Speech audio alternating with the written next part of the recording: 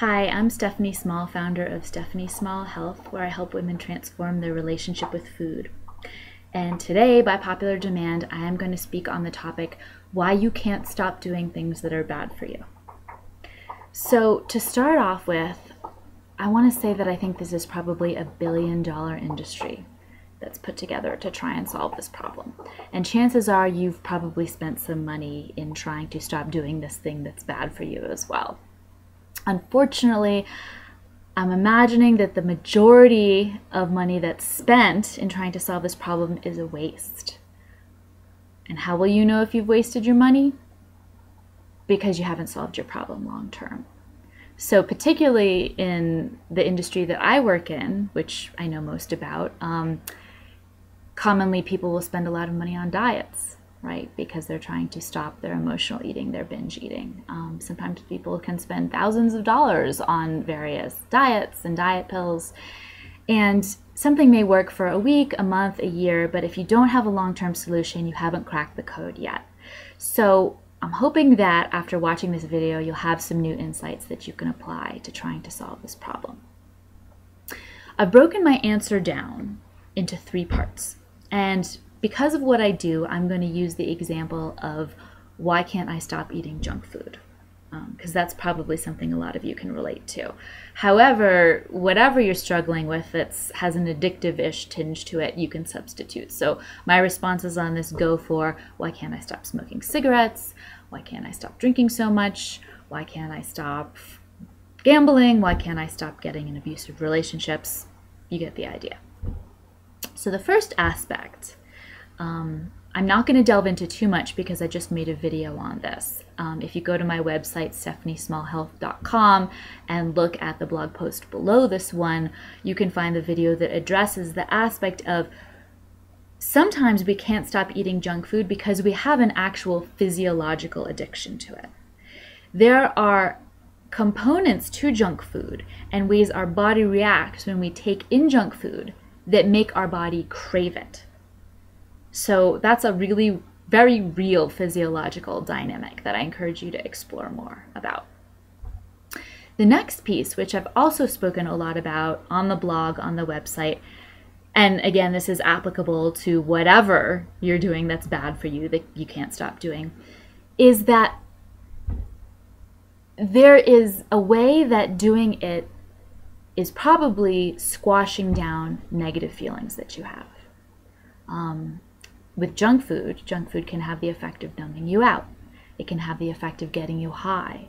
So very often it happens that we are afraid, or we're sad, or we're angry, and we're not quite in touch with it, or maybe we are, and we reach for junk food, we reach for sugar to produce those effects.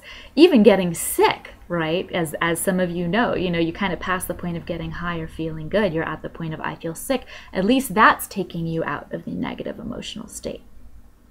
But again, short-term solution, right? And this is again applicable to cigarettes or, compulsive sex or whatever.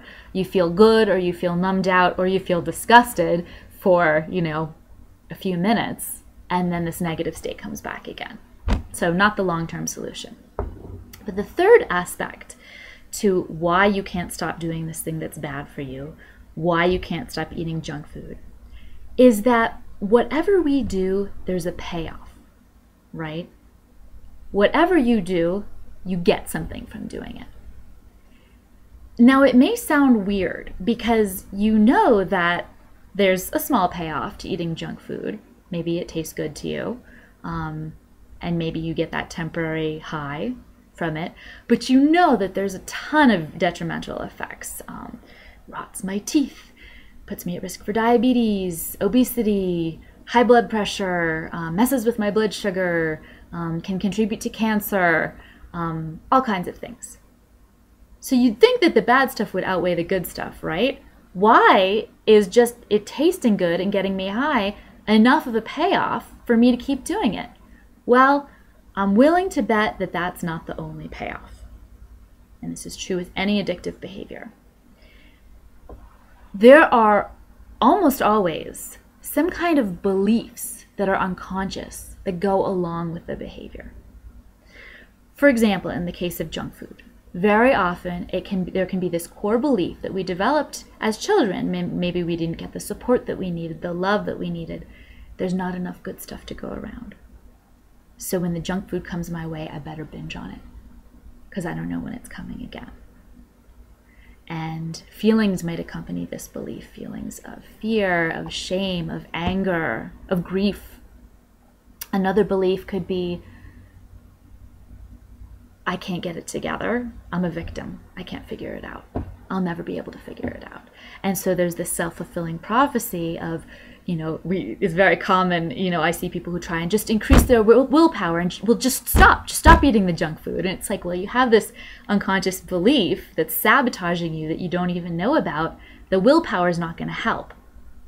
So what I encourage in terms of starting to uncover these subconscious beliefs is hard to do on your own. Maybe you're someone who's good at kind of settling down and turning inward and checking in and kind of reflecting on what's going on here. Maybe you can uncover it on your own.